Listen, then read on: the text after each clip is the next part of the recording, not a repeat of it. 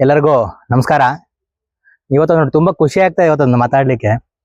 ಇನ್ನು ಅಡಿಕೆ ತೋಟ, ಮುಂಚೆ ತೋಟ ಇದ್ದಾಗ ಇವ್ರದ್ದು ಕೇವಲ ಅಡಿಕೆ ಮತ್ತೆ ತೆಂಗು ಮಾತ್ರ ಇತ್ತು.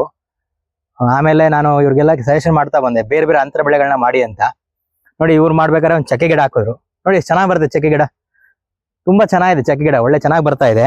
ಹಂಗೆ ಬನ್ನಿ, ಜೊತೆಗೆ ಸುಮಾರು ಚಕ್ಕೆ ನೋಡಿ ಇಲ್ಲೆಲ್ಲ ಸಾಲಲ್ಲಿ ಚಕ್ಕೆ ಇದೆ.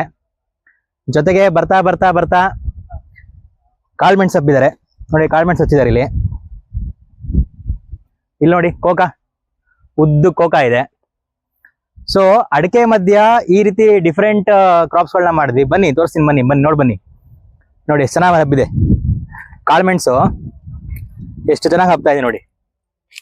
ಈ ರೀತಿ ಕಾಳ್ಮೆಣ್ಸು ಹಬ್ಬಿದೆ, ಚಕ್ಕೆ, ಕೋಕಾ, ಸುಮಾರಷ್ಟು ಗಿಡಗಳನ್ನ ನಾವು ಅಂತರ ಬೆಳೆಯಾಗಿ ಈ ತೋಟದಲ್ಲಿ ಮಾಡ್ತಾ ಇದೀವಿ. ನೋಡ್ಬೋದು ಎಷ್ಟೊಂದು ಪ್ಲಾಟ್ಸ್ಗಳು ಇದ್ರಲ್ಲಿ ಬರ್ತಾ ಇದೆ ನೋಡಿ. ಕೋಕಾ, ಚಕ್ಕೆ, ಅಡಿಕೆ ಮಧ್ಯೆ ಅಂತರ ಬೆಳೆಗಳು. ಸೊ ಹಾಗಾಗಿ ರೈತಗಳು ಸಹ ನಿಮ್ಮ ಅಡಿಕೆ ಮತ್ತು ತೆಂಗಿನ ಮಧ್ಯೆ ಈ ತರ ಅಂತರ ಬೆಳೆಗಳನ್ನ ಮಾಡಿ. ಇದರಿಂದ ನಿಮಗೆ ತುಂಬಾ ಲಾಭ ಆಗತ್ತೆ.